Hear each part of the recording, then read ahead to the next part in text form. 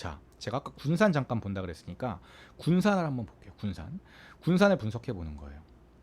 자, 군산 한번 볼게요. 지금 막 군산 기사 많이 나오죠. 군산이 지금 분위기가 어떤지 한번 분석을 제가 한번 해드리겠습니다. 왜 그렇게 사람들이 많이 들어가는지. 군산은 사실 군산만 보셔도 좋고 익산과 전주를 같이 보셔도 좋은데 오늘은 제가 그냥 군산만 보겠습니다.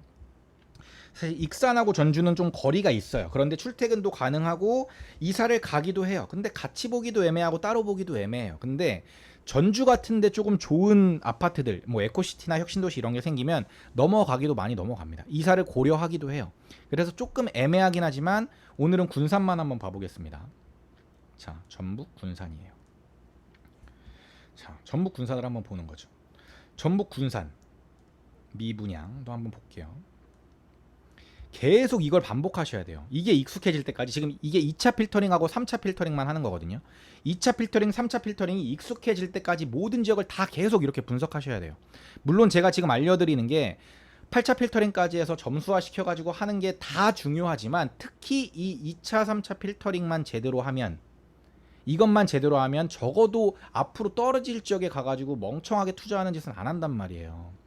나머지 뒤에 부분은 정말 기술적인 부분들, 임장도 많이 필요하고 하지만 이거는 정말 손품만 가지고 할 수 있는, 이것만 익히고 있어도 내가 정말 잃지 않는 투자를 할 수 있는 방법이라고 저는 생각을 하니까 익숙해질 때까지 많은 지역들, 거의 저는 그냥 대부분 지역들을 해보셨으면 좋겠어요. 맞는지를.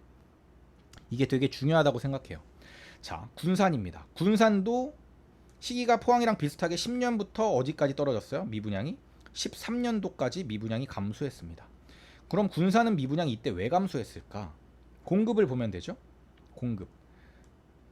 누적 3년의 공급으로 봤을 때 07년, 06년에 많았고 07년에 조금 줄었네요. 08년에 조금 더 줄었어요. 근데 본격적으로 줄어든 게 08년이 지나고 나서 09년, 09, 1011, 1011, 12, 특히 11년에 11년까지 공급 물량이 적었죠. 그쵸? 이때까지 적었어요. 공급 물량이 이때까지 적었잖아요. 그러니까 어떻게 돼요? 미분양이 감소하면서 13년 정도까지는 떨어질 일이 없이 여기까지는 올랐던 거죠. 근데 13년에 미분양이 터졌습니다. 군산은 이때 올랐죠? 계속 이렇게 올랐던 거예요. 근데 이때부터 가격이 12년 거의 13년 정도부터 빠져요. 왜 빠져요? 미분양이 터졌으니까. 그럼 이때 미분양은 왜 터졌을까요? 왜 터졌을까요? 사실 그렇게 크지 않은데도 불구하고 13, 14, 15 중에 얘의 공급 물량이 과도하게 많았던 거죠. 얘도 있었지만 얘를 못 버티고 미분양이 터진 거예요. 근데 여기서 중요한 게 아까도 말씀드렸지만 공급이 아무리 많아도 부산처럼 소화시키면, 미분양이 터지지 않으면 가격은 빠지지 않습니다. 그런데 요 정도 물량에도 얘는 미분양이 터진 거예요. 근데 사실 요 정도 물량이라고 보이지만 평균 수요선이 여기니까 2년 연속 평균 수요선을 초과해서 공급이 되긴 한 거예요. 근데 13년만 그런 게 아니라 13, 14년까지도 네모칸을 쳐보면 14, 15, 16에도 공급이 늘어나는 거죠. 누적 공급이. 근데 이때 또 들어간 뭐 입지가 물론 뭐 나쁘진 않았지만 어쨌든 너무 과했으니까 미분양이 터졌어요. 미분양이 터지면 가격은 어떻게 된다? 바로 빠지잖아요. 그쵸? 미분양이 터지니까 가격이 바로 빠져요. 근데 미분양이 줄어들다가 갑자기 여기서 그냥 계속 줄어들었었으면 괜찮은데 터지고 터져요. 미분양이. 그러니까 가격은 조금씩 멈추려고 그러다가 계속 빠지는 거죠. 어디까지? 여기까지. 20년 거의 뭐 7월 뭐 이때까지 계속 빠진 거예요. 계속. 왜? 미분양이 계속 이렇게 쌓여 있었으니까. 특히 중고 미분양이 16년, 17년도에는 이렇게 많이 쌓여 있었으니까. 그러다 투자자들이 언제 들어갔냐? 이때부터 관심을 가지기 시작했는데 미분양이 정점을 이때 찍고 계속 감소하기 시작합니다. 근데 중고 미분양은 이때 터진 거예요. 근데 중고 미분양이 생각보다 많이 안 빠지네. 또 터지고 또 안 빠지네. 또 터지고 안 빠지네. 그런데 한 요 정도 되니까 사람들이 요 정도 분위기면 괜찮나라고 생각을 할 때쯤 공급 물량이 어떻게 될까요? 자, 이때부터 보는 거예요. 18년에 공급 물량 많았죠. 19년에 한 해 없지만 19년에 누적 3년 공급 물량 이렇게 했더니 19년에 누적 3년 공급 물량 했더니 확실히 18년보단 줄었죠. 18년하고 21년하고 비교해야 되니까. 그쵸? 근데 20년 됐더니 어때요? 19년보단 조금 많아졌네요. 왜냐면 19년이 제로였으니까. 그런데 본격적으로 21년부터가 공급 물량이 없었죠. 제가 교재에 어떻게 적어드렸냐면 공급 물량이 본격적으로 감소하기 전인 마이너스 1년 정도 요때가 좋은 타이밍일 수 있다. 왜? 향후 2, 3년의 공급 물량을 요즘에는 거의 대부분의 투자자들이 이걸 보고 투자를 하니까 선진입의 개념은 마이너스 1년이나 마이너스 2년이 좋다. 빠른 게. 이런 개념에서 설명을 해드렸는데 군산도 마찬가지였던 거죠.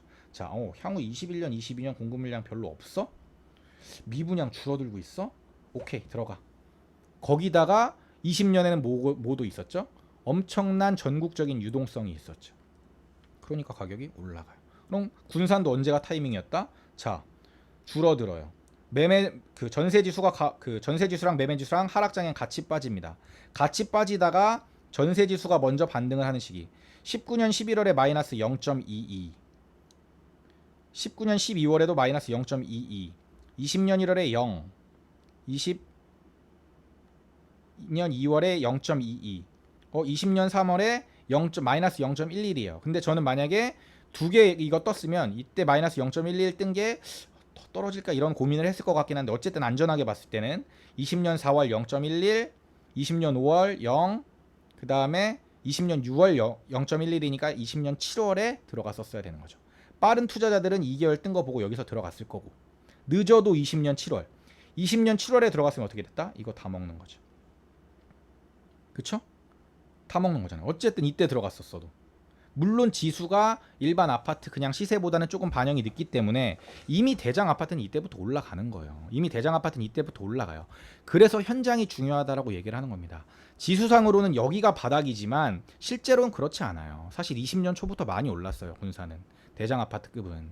뭐 조촌동부터 시작해가지고 미장동, 수성동이 이때부터 많이 오르기 시작했단 말이에요. 이때 이제 갭이 엄청 붙어 있었죠. 19년도에 제가 이제 갔을 때 맨 처음에 19년에 군산에 갔을 때 그때 갭이 1,000만 원이었어요. 수송, 세영, 리첼 이런 단지들. 어쨌든 이때 들어갔었어야 되는 거죠. 군산도 똑같이 적용이 되는 거죠. 근데 군산을 이때 들어갔을 때 이때 마이너스 0.11이 떴지만 우리가 예상해야 되는 건 뭐다? 향후 공급 물량이 많지 않다면 전세 지수는 반등하겠구나라고 예측을 하는 거죠. 보는 거죠. 20년은 많지만 21, 22가 향후 줄죠? 근데 21년에 어떻게 돼요? 확 줄죠. 오케이. 21년에 확 줄어들어. 미분양 감소하고 있어. 3개월 연속 전세지수 떴어. 그럼 언제 들어가요? 이때 들어간다는 거죠. 이때. 오케이. 타이밍. 그럼 어떻게 돼요? 요거 다 먹는 거죠. 말씀드렸죠? 포항만 그런 게 아니라 군산만 그런 게 아니라 부산만 그런 게 아니라 다 그렇다고. 전국이. 어디 빼고? 서울 수도권 빼고. 서울 수도권은 이걸로만 설명이 안 돼요. 서울 수도권은 훨씬 복잡해요. 서울 수도권 그냥 하나만 보면 될 것 같지만 훨씬 더 복잡합니다. 정책, 심리, 금리 이런 영향을 훨씬 많이 받아요. 전국적인 시장이니까. 그래서 오히려 지방이 쉬운 거예요. 제가 생각했을 땐. 임장을 많이 못 가더라도 분석 자체는 쉽습니다. 서울 수도권이. 그런 거죠. 그러니까 지금 그 분위기가 계속 유지되고 있어요. 근데 지금 한번 미래를 한번 볼까요? 그럼 미래 데이터를 한번 예측해 볼까요? 미래 데이터를. 군산을 보면 향후 입주 물량이 어떻게 되는지 보기 전에 미분양이 제로예요. 미분양이 제로니까 가격이 빠질래야 빠질 수가 없는 거예요. 분양나는 족족 다 완판시켜. 군산은 지금 분위기가 좋았어. 이미 좋으니까 분위기를 탄 거예요. 근데 부동산은 달리는 기차랑 비슷한 성질을 가지고 있다라고 제가 말씀을 드렸잖아요.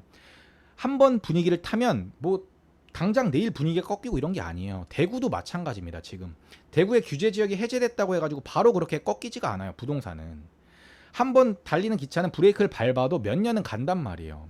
최소 1년 정도는 가요. 그러니까 분위기가 현재 좋은데 군산의 분위기가 꺾이려면 공급 물량이 막 많이 터지고 미분양이 터져줘야 되는데 지금 미분양이 터질 만큼의 공급이 있냐를 봐야 되는 거예요. 24년에 조금 튀어나와 있죠. 그쵸? 그리고 25년에도 저희가 계산을 해봤을 때 요 정도 납니다. 25년 제가 계산한 거 보여드릴게요. 저번에 했으니까.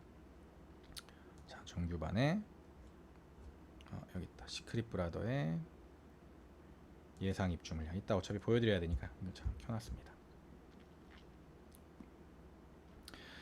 이걸 이제 정리를 제가 해서 보여드릴 거고 여러분들도 이걸 하셔야 됩니다. 자, 군산, 전주, 익산이에요. 군산만 봤을 때 최소 698에서 2625세대가 들어온다고 제가 이거 계산하는 건 제가 이따 알려드릴게요. 군산만 봤을 때는 요 정도면 됩니다. 700에서 2500세대 정도 사이가 예상이에요. 그럼 700세대면 어디예요? 700세대면 딱 좋죠? 요 정도. 요게 최소 요 정도에서 최대 2500세대니까 한 요 정도. 어떤 사람들 눈에는 되게 많아 보이지만 지금 현재 군산 분위기에서는 요 정도 물량은 소화시킬 수 있지 않을까? 게다가 이것도 확정 물량이 아니라 예상보다 최소 물량으로 들어오면 요 정도, 최대가 요 정도니까 중간쯤이면은 요 정도 선에서 만약에 요 정도 선에서 만약에 물량이 들어온다 그러면 25년까지도 그렇게 많지 않은데가 되는 거예요. 그쵸? 그럼 22년 올해 적죠. 내년에도 적죠. 24년에 꽤 많긴 하지만 뭐 예전에 20년이나 15년도나 이 정도 물량은 아니죠. 거기다가 25년에 이렇게 팍 튀어나와 가지고 누적 공급이 확 증가하면 모르겠지만 요 정도 수준이면 소화시킬 것 같은데 라는 느낌인 거예요. 지금 군산이. 그러니까 사람들이 군산에 지금 막 계속 들어가는 거예요. 그리고 절대 가격도 비싸지 않으니까 계속 들어가는 거예요. 지금 전세 가격보다 매매 가격이 치고 올라가기 시작했죠. 치고 올라가기 시작했어요. 그러니까 군산은 사람들이 지금 들어갈 만한 이유가 사실 충분한 거예요. 군산을. 그래서 군산의 입주 물량이 이 정도구나. 현재 미분양이 없구나. 그러니까 사람들이 들어가고 있구나. 이게 이해가 돼야 된다라는 거예요. 앞으로 향후 분석을 했을 때. 그쵸? 사람들이 이래서 군산을 들어가는구나. 그래서 제가 1주차에 말씀드렸던 것처럼 지금 군산의 거래량이 폭발하고 있고 군산이 매매가가 증가하고 있고 이걸 그냥 팩트를 보는 건 사실 의미가 별로 없어요. 왜? 그걸 본 다음에 그걸 해석할 수 있어야 돼요. 왜 지금 거래량이 늘어나고 있는지, 왜 사람들이 지금 군산에 투자하고 있는지가 중요한 거지. 지금 거래량이 들어간다고 내가 지금 군산에 달려간다? 그건 하수라고요. 다른 사람들이 군산에 달려오기 전에 미리 이 타이밍에 가가지고 내가 군산을 먼저 길목을 선점하고 있었어야죠. 그게 우리가 해야 될 일인 거예요. 그러면 지금 막 군산이 올라간다고 기사가 나올 때 다른 사람들은 군산 가야 되나? 라고 생각할 때 이 강의를 들은 사람들이라면 군산이 아니라 다음에 기사가 나올 지역은 어디지? 지금은 사람들이 별로 주목하고 있지 않은데 다음에 사람들이 달려올 지역은 어디지를 생각해야 된다는 거예요. 이게 굉장히 중요하다는 겁니다. 이게 진짜 굉장히 중요한 거예요. 아시겠죠?